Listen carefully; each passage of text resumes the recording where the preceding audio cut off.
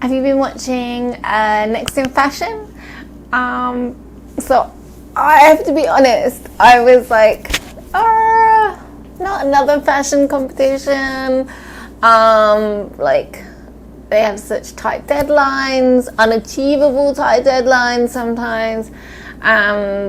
Pitting fashion designers against each other is a little cliche in my mind. And then the designers having to be all round, like, great at everything, like cutting and sewing and all, etc., etc. But after watching a couple of episodes, I've got renewed hope for it. I've kind of been enjoying it. And it's great to see designers from a range of backgrounds, actually. Some people from different cultures, different countries, some people that are good at menswear, women's wear, people that have like family experience, like in terms of like teaching them sewing from a young age, and then other people that are like kind of got into it a lot later.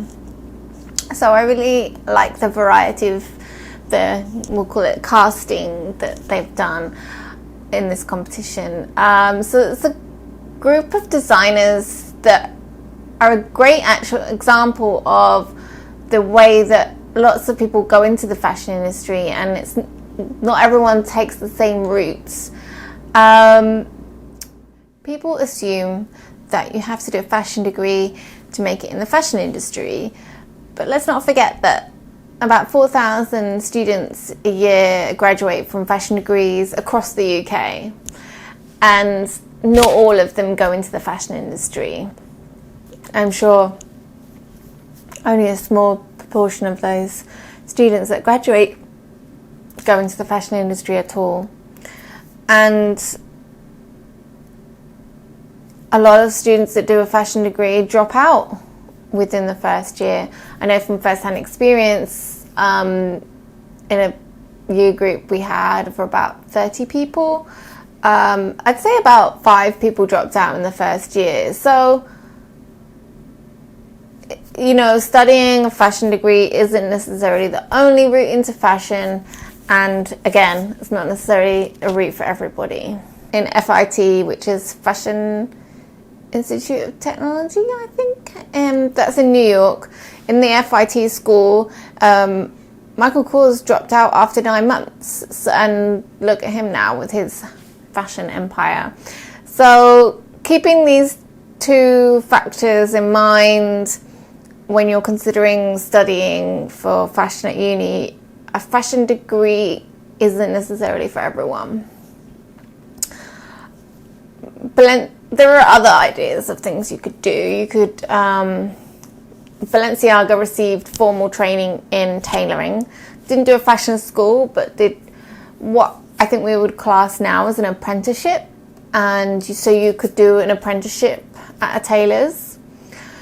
Or you could go straight into the fashion industry and do internship or work experience and work your way up, which is what Alexander Wang did. He dropped out of Parsons after 2 years, and Parsons again is another New York fashion school.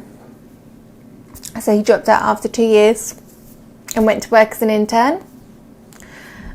And then another option could be starting to design your own thing. So you start designing, just go for it. And maybe you could enter competitions. And this is what Karl Lagerfeld did. What's another option? So if you had a great business idea already, you have something that people really would like or need, but maybe they don't know it yet, but you have a great fashion business idea, maybe you should just go for it. Ralph Lauren quit business school and started his tie business.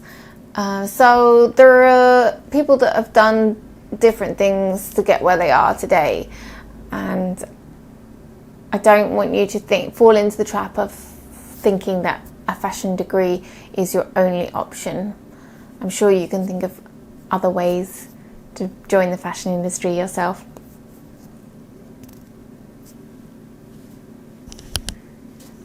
Thanks for watching, guys. I will put any links that I feel like are relevant below and come back another day. I'd love to hear your opinion on whether you think a fashion degree is worthwhile, or whether joining the fashion industry another way is a better option. All routes are going to be difficult. Fashion industry is a tough industry, whichever way you go about it. But yeah, let me know your thoughts.